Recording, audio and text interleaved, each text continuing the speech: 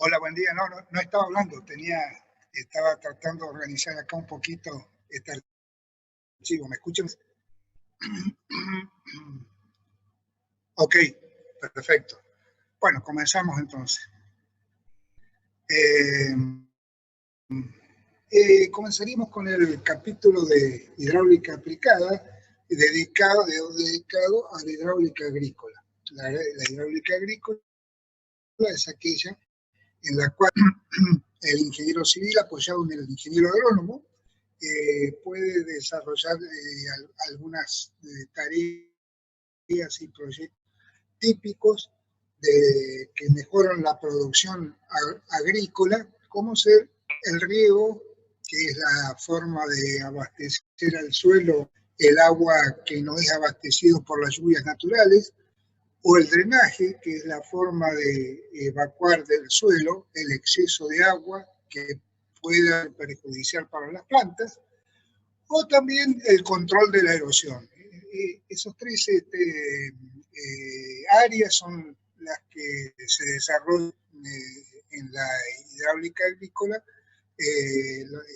los ingenieros civiles, ¿no? Entonces, habíamos visto nosotros que habíamos desarrollado aprovechamiento hidroeléctrico, una hidráulica fluvial, máquinas hidráulicas, y ahora estamos en este capítulo de hidráulica agrícola. Entonces, la función del ingeniero civil en esto, ¿no es cierto?, es poder desarrollar proyectos que permitan el aumento de la riqueza potencial del suelo. Un suelo tiene una riqueza real y una riqueza potencial. La riqueza potencial es aquella que es posible de ser desarrollada mediante la acción profesional. Entonces, nosotros tenemos un suelo que tiene muy buenas cualidades, como pueden ser los suelos de Mendoza, los suelos de San Juan, los suelos del Valle del Río Negro, pero no tenemos una cantidad suficiente, evidentemente, dotándole de esa agua por un sistema de riego, lo que hacemos es transformar la riqueza potencial de ese suelo en una riqueza real. Esa riqueza real del suelo, ¿qué hace? Aumenta la producción agrícola. Al aumentar la producción agrícola, aumentan las otras producciones agropecuarias, por ejemplo la ganadería. Habiendo más alimentación, se puede criar mayor cantidad de ganado donde escasa vegetación de una zona semiárida era imposible de mantener. Entonces, todo tipo de problemas inherentes a lo que puede ser el aprovechamiento agropecuario del suelo. ¿De qué forma? ¿De qué forma? Generando condiciones mejores a las preexistentes. Aquí yo les preparé una especie de apuntecito para que se pueda ir leyendo, que es resumen de distintos autores, por lo cual queda más o menos organizadito, pero esto no quiere decir que no tengamos que recurrir a los textos, la bibliografía recomendada es lo mejor por lo amplio, porque aumenta el espectro y la capacidad de entendimiento de estos temas, en los cuales tendremos que interactuar codo a codo con un profesional de la ingeniería agronómica, el cual verdaderamente es el que conoce a fondo las necesidades de las plantaciones, y nosotros lo que vamos a hacer es, en función de los datos que él nos pueda ir aportando, poder desarrollar un proyecto que pueda satisfacer la demanda agrícola que exista. Entonces, generalmente nuestra acción está en el desarrollo global del proyecto junto con el agrónomo, y sobre todo nosotros hacemos más hincapié en la parte del desarrollo hidráulico, del transporte, ¿no? Con lo cual tendríamos una injerencia fundamental en la captación del agua, ya sea superficial, agua subterránea, agua proveniente de la lluvia, ¿no? Tratarla mediante algunos embalsados tipo tajamares, por ejemplo, aprovechando esas aguas, ¿no? También en la regulación de ese agua que captamos, ¿no? Cómo la almacenamos, cómo hacemos un reservorio, cómo la podemos almacenar en el mismo suelo, para ya procediendo al momento del riego, ¿no es cierto? El agua es almacenada en el suelo. ¿Cómo la distribuimos? ¿Cómo la llevamos de un lugar a otro? Ya sea a gravedad, en canales, ya la podemos llevar en forma electromecánica, aumentando su energía potencial y geodésica, por estaciones de bombeo y elevándola a una zona más alta, desde la cual se puede a su vez distribuir por gravedad. También tendríamos injerencia en la metodología que aplicaríamos para los distintos tipos de riego, que ahora los vamos a ver, que serían riegos a gas y riegos que son a presión en su, digamos, distinción más gruesa, ¿no? Después, con el sistema de drenaje que podemos diseñar, podríamos controlar los niveles de la napa freática. Entonces, si esa napa freática está muy cercana a la superficie, comienza a ser perjudicial para las propias plantas. ¿Por qué? Porque un suelo saturado tampoco es bueno para la totalidad de las plantas. Hay algunas plantas que lo resisten, sobre todo las que son semiacuáticas, pero no lo resisten la totalidad de las plantas que necesitan un suelo que tenga una componente importante, aparte de también de aire. Entonces, los poros del suelo no pueden estar saturados para que la planta pueda desarrollar su proceso de crecimiento en una forma de buen rendimiento. O sea que las cantidades de agua en el suelo deben estar reguladas, no deben ser ni tantas ni tan bajas, deben estar dentro de los márgenes que nuestro colega de ingeniero agrónomo nos va a ir marcando. Las plantas evidentemente necesita cada una de ellas distintas cantidades de humedad en el suelo. Entonces, de acuerdo al tipo de cultivo que se quiera realizar o a la gama de cultivos que se quiera realizar, evidentemente tendremos alguna forma de controlar el nivel de la napa freática. Por otro lado, habría otros problemas que están relacionados y están vinculados también a la presencia de un nivel freático, que pueden ser, por ejemplo, el tema de la salinización de los terrenos, las freáticas que suben, por ejemplo, de suelos más profundos con contenidos fuertes de sales, pueden hacer que al subir transporte las sales exterior. Puede ser que formen costras salinas en una determinada profundidad, que es la profundidad donde se mantiene más o menos la napa. De ahí para arriba el agua comienza a bajar por capilaridad, luego se evapora y al evaporar se va dejando toda una costra salina en la zona de interfase. Entonces, otro de los problemas, ¿no? Cuando empezamos a tener un contenido salino que está viniendo de profundidades debido a un ascenso de napas, cosa que puede producir con la creación de embalses en la zona del Valle del Río Negro, con la creación de los sistemas de embalse de Pichipicunlepum, Marimenuco, comenzaron a subir las napas y de esa forma hubo que compaginar algunas cosas en los sistemas de riego del Alto Valle y del Medio Valle para que se pudiera dotar de una dosis extra de riego que, percolando en profundidad, llevara nuevamente las sales hacia abajo.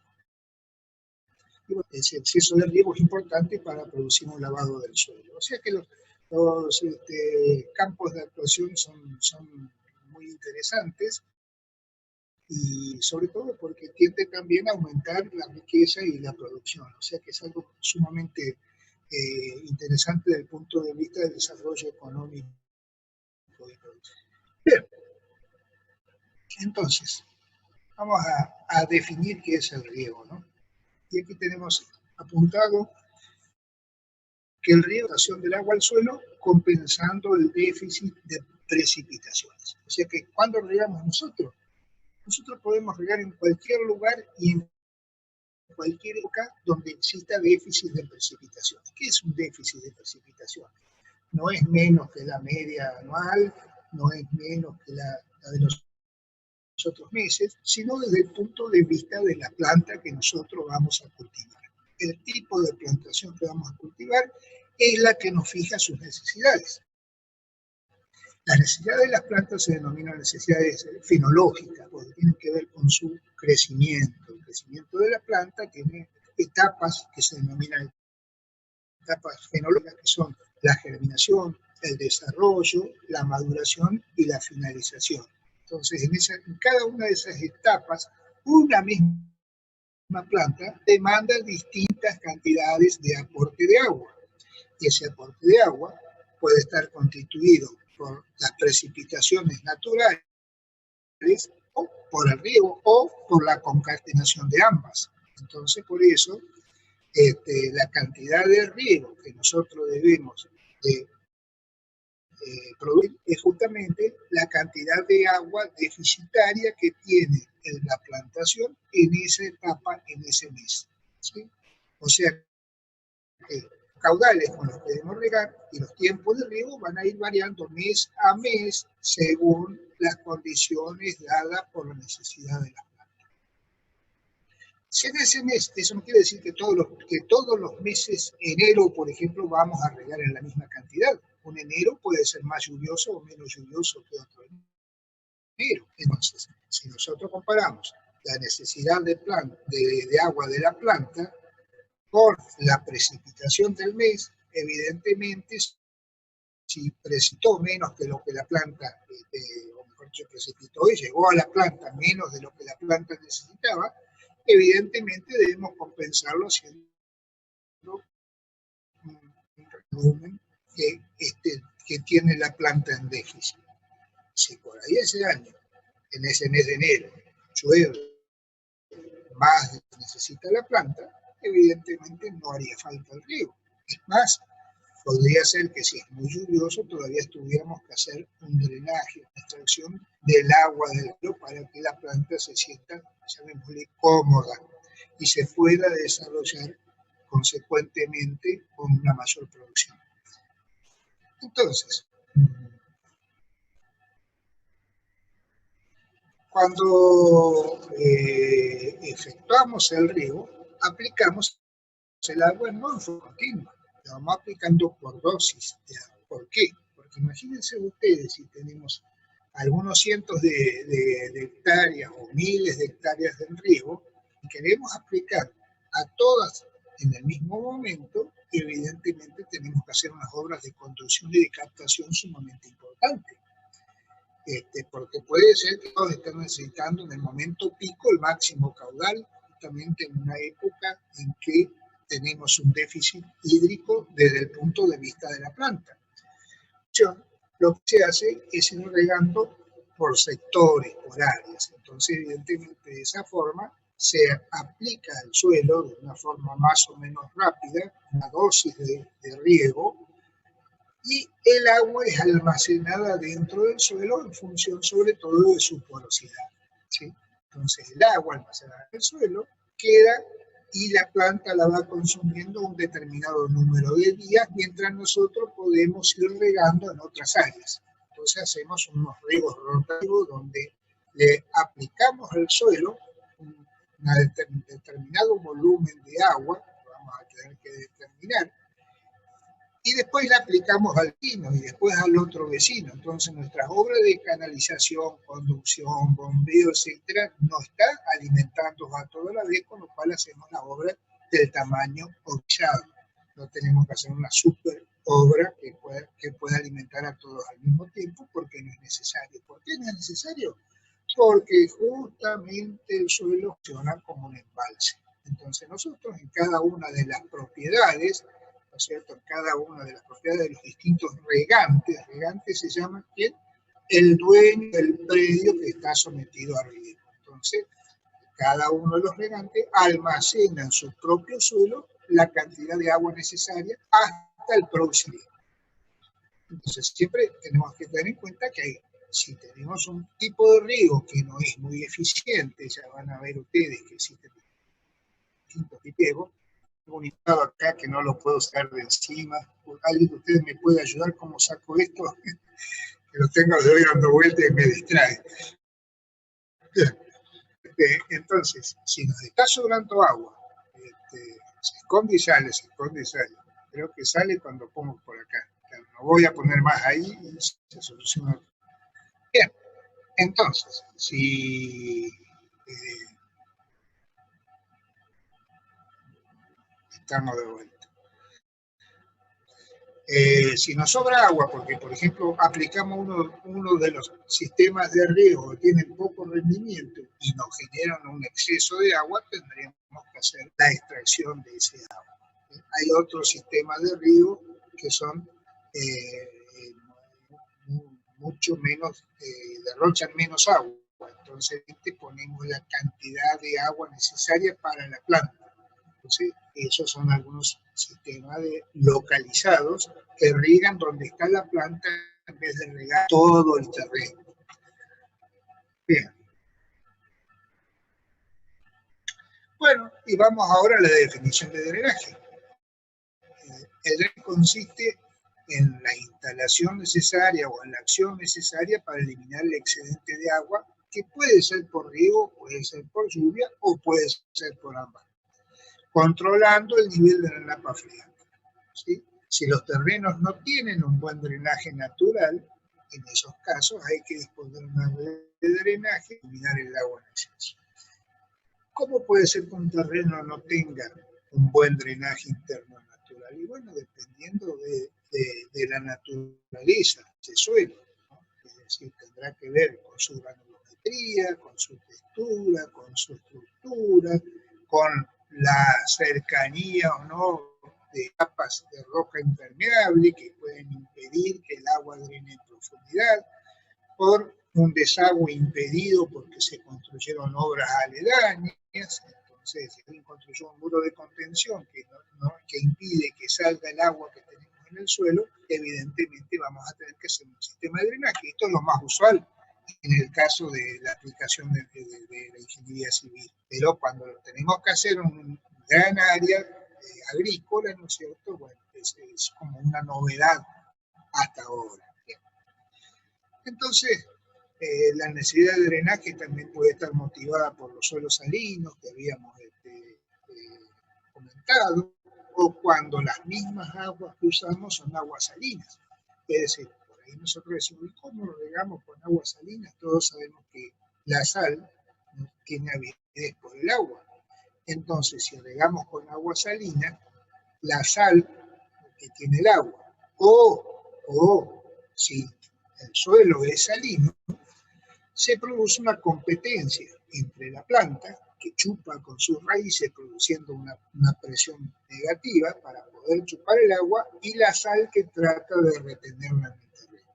Entonces, evidentemente, con una dosis suplementaria de riego se pueden ir lavando, ¿no es cierto?, estas costras salinas o estas áreas salinas. Eso hace que haya que eliminarlas, con lo cual son sumamente importantes en estos casos los drenajes. Si nosotros regamos con agua salina, a medida que se va evaporando van quedando las sales, ¿no es cierto? Entonces, evidentemente, evidentemente nosotros siempre regamos en zonas que hay déficit hídrico en general, zonas semidesérticas, ¿no? Entonces, en esas zonas, evidentemente, habría que aumentar la dosis de riego para volverlas a disolver y poderlas sacar, digamos, por el sistema de drenaje. Entonces, evidentemente, el riego y el drenaje son complementarios, ¿no? Con lo cual uno complementa al otro y a su vez se complementa con las precipitaciones naturales del ciclo hidrológico. O sea que el agua aporta normalmente el ciclo hidrológico o naturalmente el ciclo hidrológico más el agua que le aporta el sistema de riego son controladas por el sistema de drenaje para que no tengamos un agua en exceso. Entonces, bien, ¿cuándo, la humanidad comenzó a conocer el riego? Y bueno, cuando pasó vulnerables a las pandemias, o sea, cuando se comenzó a agrupar. Cuando la humanidad era cazadora-recolectora, estaba dividida en pequeños grupos, entonces con algunas hectáreas de selva, ¿no es cierto?, podían recoger los frutos necesarios o conseguir la caza necesaria. Pero a medida que se fueron produciendo aumentos de los grupos de población, en cuanto a número, porque al ser naturalmente gregario, ¿no?, los seres humanos tratan de agruparse, lo cual le da un sentimiento de seguridad y de poder quizás sobre los otros grupos más pequeños. Entonces siempre se tiende a agrupar las poblaciones humanas en poblaciones cada vez más grandes. Y eso motivó que ya no alcanzara el alimento, ya no se podía cazar y recolectar. O sea que fue pausadamente yendo de la mano con la fincación de la gente en un determinado lugar, saliendo de un estado nómade a un estado donde comenzó a vivir siempre en el mismo lugar, en Estados Unidos, que hizo que fuera desarrollando la agricultura. El nómade no podía plantar porque se tenía que ir y justo no estaba en el momento de la producción de los prados. Sería un anacronismo plantar para un nómade. Mientras que el sedentario siento que va a estar a lo largo de todo el año en el mismo lugar, de esa forma va a poder recoger el fruto de su explotación. Pero, a medida que aumentaban las poblaciones, evidentemente habría que aumentar también la cantidad de producción de los alimentos.